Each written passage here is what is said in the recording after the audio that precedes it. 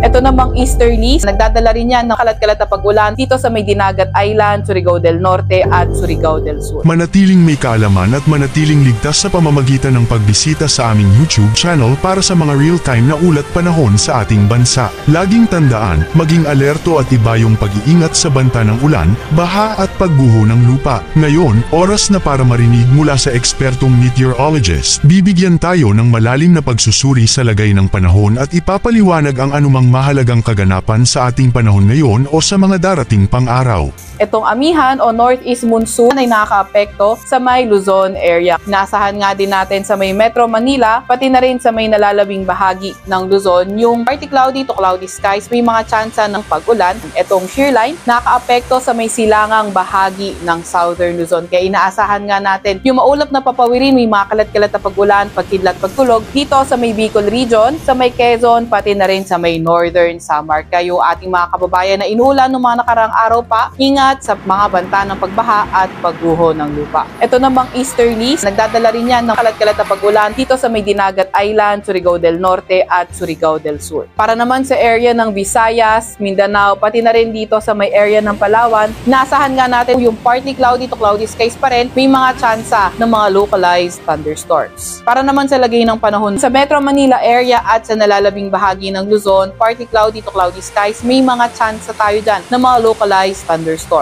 Para naman dito sa area ng Cagayan Valley, sa may Cordillera Administrative Region, Ilocos Region, kabilang na nga rin yung Central Luzon, inaasahan natin yung amihan o northeast monsoon, magdadala ng maulap na papawirin, may tsansa ng mga pag-ulan. Sa may Bicol Region na lang, magdadala ng maulap na papawirin, may mga kalat-kalat na pag-ulan, pagkidlat, pagkulog, itong shear line. Ngayon, malalaman naman natin ang lagay ng panahon sa mga susunod o darating pang araw. Bago mo ipagpatuloy, huwag kalimutang mag-subscribe at pindutin ang notification bell para lagi kang updated sa ulat panahon sa ating bansa. Huwag mo ring kalimutang ibahagi ang video na ito para makatulong o malaman ng iba pang kababayan natin ang lagay ng panahon sa ating bansa. Para naman sa 3-day weather outlook ng mga pangunahing syudad sa ating bansa, para naman sa Visayas, so nakikita natin Metro Cebu, Iloilo City, Tacloban, pati na rin sa malaking bahagi ng Visayas for Tuesday, Wednesday, and Thursday, posible yung partly cloudy to cloudy skies condition, pero may mga tsansa tayo ng mga localized thunderstorms. For Luzon area dito sa may Metro Manila, by Tuesday, inaasahan natin tuloy-tuloy pa rin yung partly cloudy to cloudy skies condition na may mga tsansa ng mga localized thunderstorms. At dito naman sa Legazpi City, although Tuesday, Wednesday, may mga tsansa nga lang ng mga localized thunderstorms, pero pagdating ng Thursday, posible na nga yung mga kalat-kalat na pag-ulan.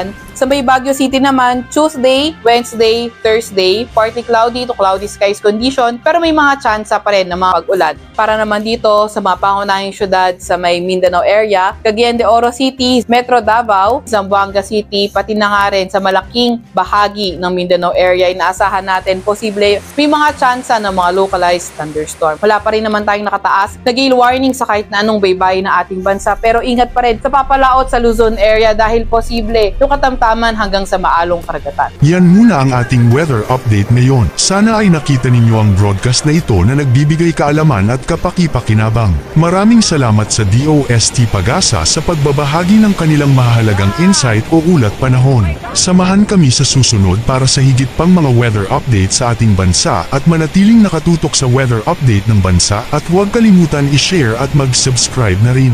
Mabuhay ang Pilipinas!